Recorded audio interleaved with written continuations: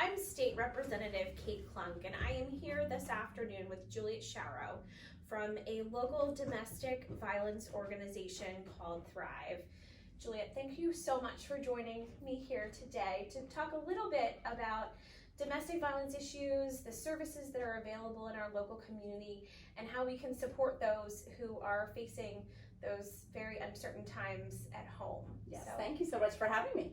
Thank you.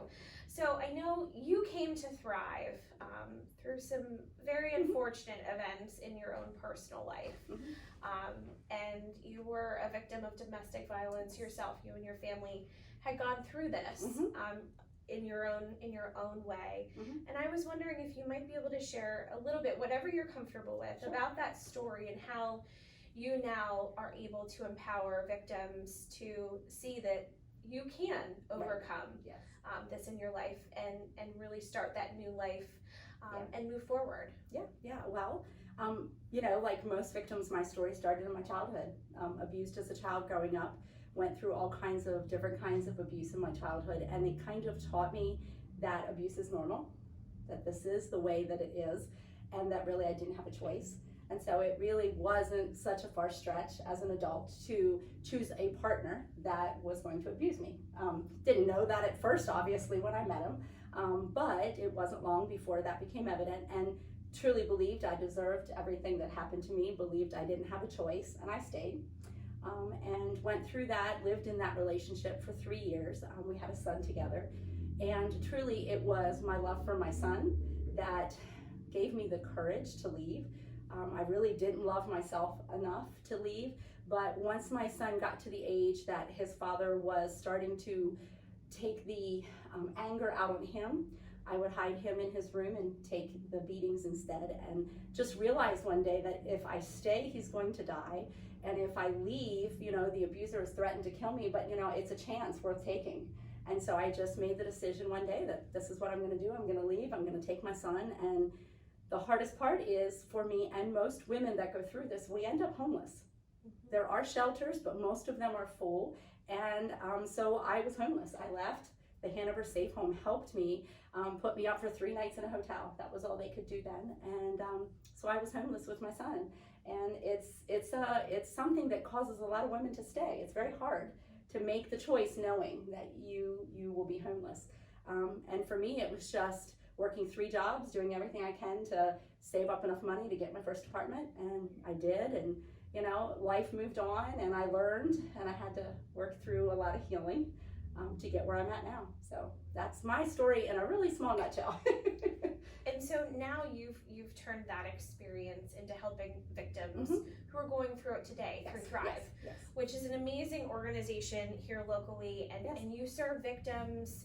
In how many different counties are you working with right now? We're working across 4 counties: York, Adams, Franklin, and Fulton. Wow, that is a huge coverage area.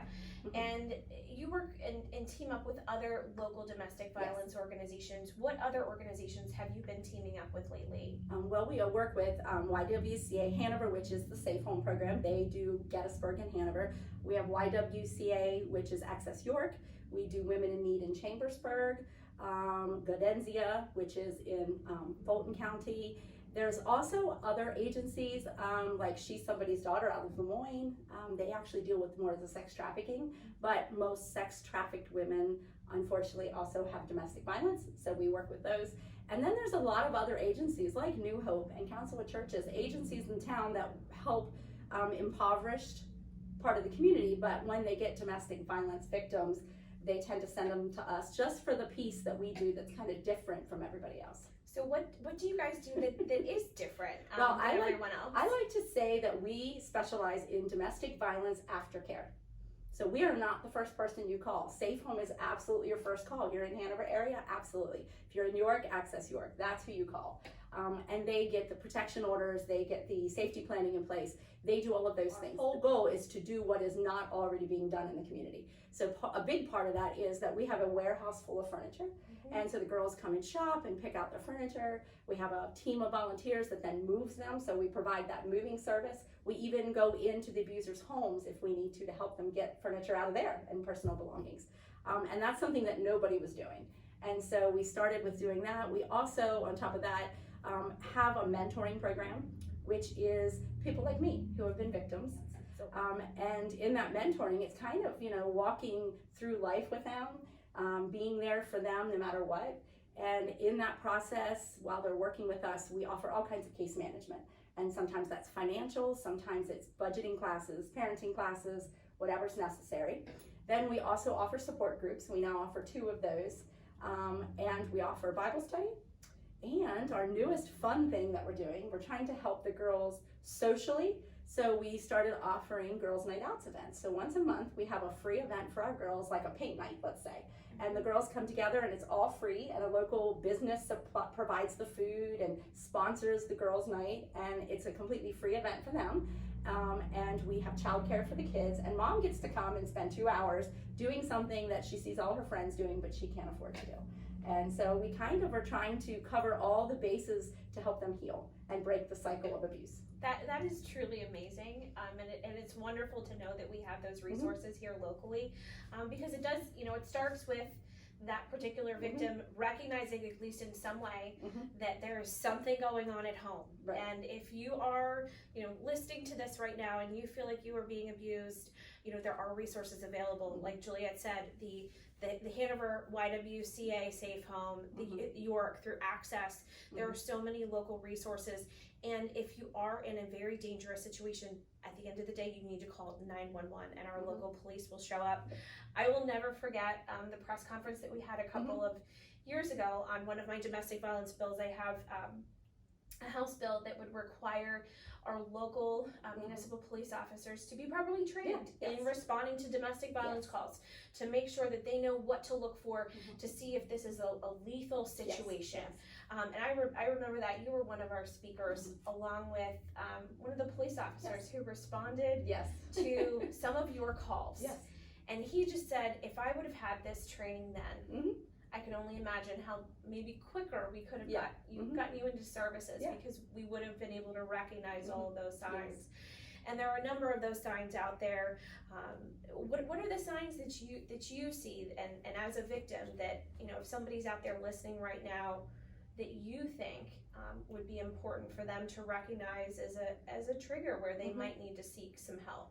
Well, I think most people jump to the physical, the hitting, the punching, and I'm going to make a side note: strangling is now a felony. It was not when I went through it, and we just passed that. That is huge, and so anybody out there, if someone is strangling you, then it's a felony. You need help. It is, and not only that, we're getting ready to do training on the whole brain injury thing for these women that are going through this, but. We end up seeing a lot of girls who maybe aren't getting all the physical, but so somehow they think they're not, it doesn't qualify for domestic violence. And that is so a lie that the abusers love to convince us that it's not really abuse. Just because they don't punch you in the face doesn't mean it's not domestic violence and it's not abuse. And so it's understanding if they are constantly putting you down, calling you names, nothing you do is good enough. If they're threatening that if you leave, they're going to kill you or they're going to take the children, things like that, these are all signs that that person needs help and that you are in a situation where you are intimate partner violence is what we call it. That's the big term today. And really it can be as simple as that. Someone that controls every phone call, controls if you work or don't work, controls all the money in the house. The uncomfortable topic of sexuality. If they're forcing you to do things you don't want to do, are not comfortable with, that is wrong and it's abuse. And so, even in a marriage, and not everybody wants to hear me say that, but even in a marriage, a woman has a right to say no. And so we need to be understanding that, just because they're not being hit doesn't mean they're not suffering abuse. Especially now during the pandemic, we're hearing that because people have been spending more time at home, for better, for worse. In some ways, it's brought our families together, but in some ways, unfortunately, it's really exacerbated the abuse because people are dealing with their businesses. They're losing their business. They're losing their jobs. They're struggling when it comes to finances, and then all of those pressures of having to educate your kid at home, all of those are just coming to a head. And so what we're hearing from our local police is that those domestic violence calls have gone up. What are you seeing on the side, the back end of dealing with those victims? What are you seeing? Well, what we saw at the beginning of the COVID crisis was less women new women coming for services, and I feel like most of them were stuck at home with the abusers, and since most of them lost their jobs during that or were furloughed, whatever, they were stuck and had nowhere to go. And so they weren't able to get that break and get out and realize, hey, I need help, or talk to someone about getting help. And maybe because they were stuck at home with the abuser, were afraid to reach out for help completely. So at first, those numbers decreased, but as things started opening up, absolutely, the numbers have risen. We have had a lot of women leave in the last few months, a lot of women that we have moved. But we also found that the women that we were already working with, their needs just increased because of COVID. Like you're saying, most of them were stuck at home raising children, no income, and there's a lot of programs that are out there, but the reality of it is that most of our clients don't end up being able to access a lot of them. One example was the stimulus package that went out. It was a wonderful package, but if the last time they filed taxes was with their abuser, he got the money, not them. And so we found a lot of our clients were not getting that kind of help.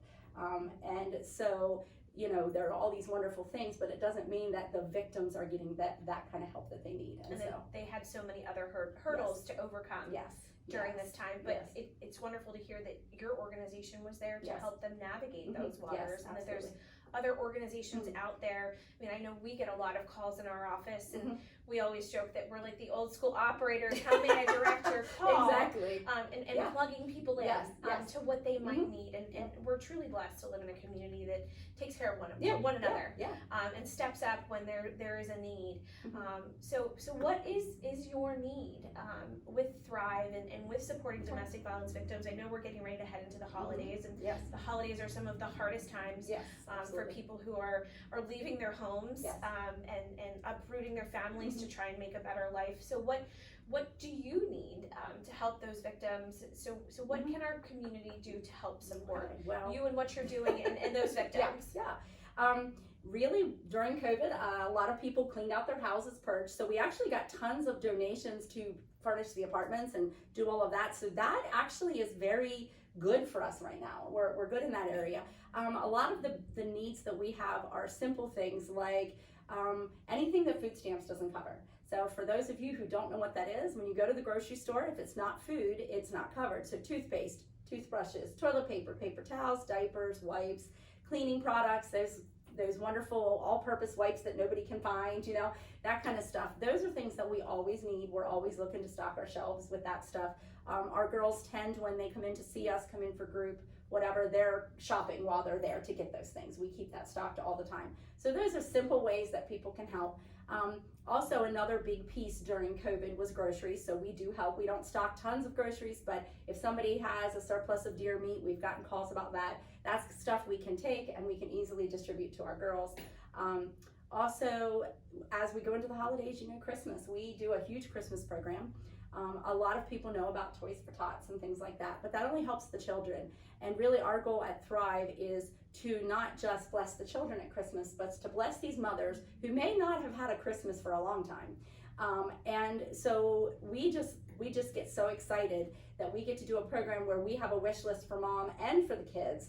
And we have a program, we collect those gifts, we wrap them, we have a big wrap party, and then we distribute them. We get to play Santa and distribute them at Christmas time.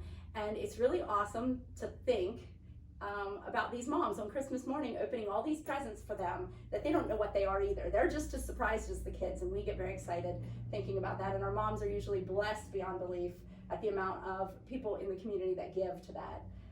And then, you know, like every nonprofit, financial giving is always a need. We actually are very blessed.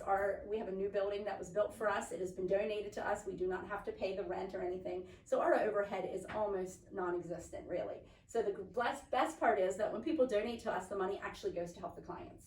It's not paying all these other expenses. And so, you know, we have clients that through COVID, the only reason they got through is because we paid the rent, or we put gas in their car each week, or whatever was needed. And so that is a huge way that people can help, is give financially.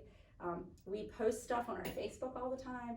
Easy ways, like a night at a hotel is $85, a bed for a child with like the mattress and box spring and frame and all that is like $200. Like there's easy ways that people can give to something specific. So, and that's wonderful to hear, because I do know our community is a very giving Yes, community, yes. and people are looking to Mhm. try and Yep. help to bless Yes, other yes. families as we're going into the holidays. Mhm. So it's just wonderful to know that you're out there Yeah. helping so many of these victims in so many different ways, whether that's the the extra home supplies for their toothpaste and Yeah, deodorant yeah. and things like that, or the emotional support Mhm. that they need through your different mom groups Mhm. and all of those things. It's just wonderful to know that we have an organization out there that's helping. Yeah, it's our pleasure. So- we love it. So where can people learn more about Thrive and what you're doing? Do you have a website? Do you have a Yes. Facebook page? Yes, we got that.